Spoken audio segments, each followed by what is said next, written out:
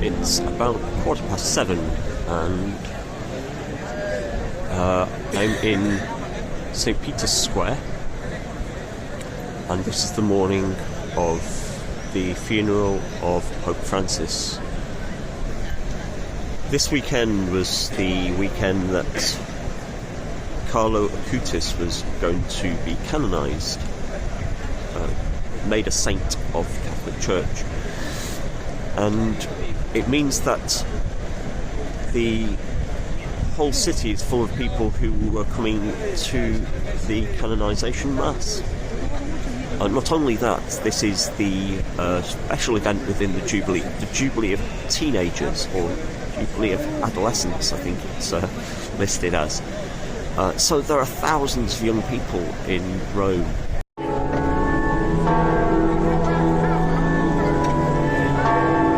We've just finished the funeral mass of Pope Francis, and I thought I'd record just a couple of thoughts straight away off the cuff. The joyful atmosphere is probably something you don't get at many funerals. The applause to indicate the sort of the amen of the people at so many points,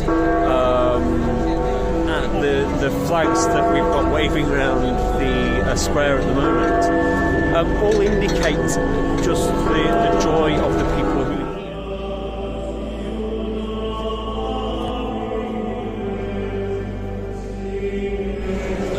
Good morning, it's the 27th of April, Sunday morning, Low Sunday, the Feast of Divine Mercy, and yesterday was Pope Francis' funeral, and I had a bit of time overnight to just think about the time that we're in, and particularly what's going on this weekend around Rome.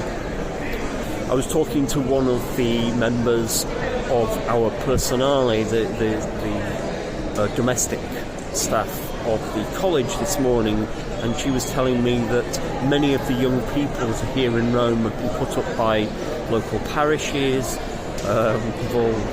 many of them in sleeping bags on church hall floors and so on. On Friday, I think it was, that they did the Via Lucis, like a Via Crucis, 7 stations of the resurrection, stations of light, rather than obviously modelled on the idea of the stations of the cross, but giving a meditation on the resurrection. I think that the pilgrims have appreciated that the death of Pope Francis was all really of one piece with his papacy. He really gave himself to the ministry of pastoral.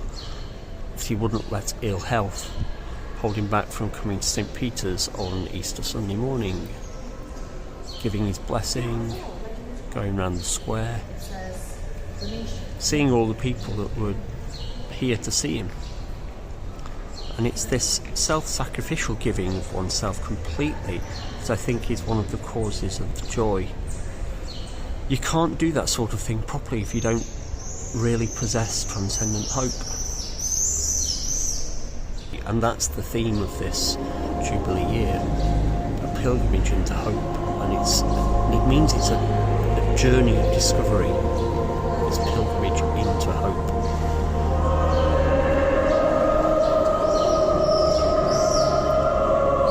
But it was also really providential this week, the presence of the young people in Rome who were here for the Teenagers' Jubilee and the canonisation of Carlo Acutis.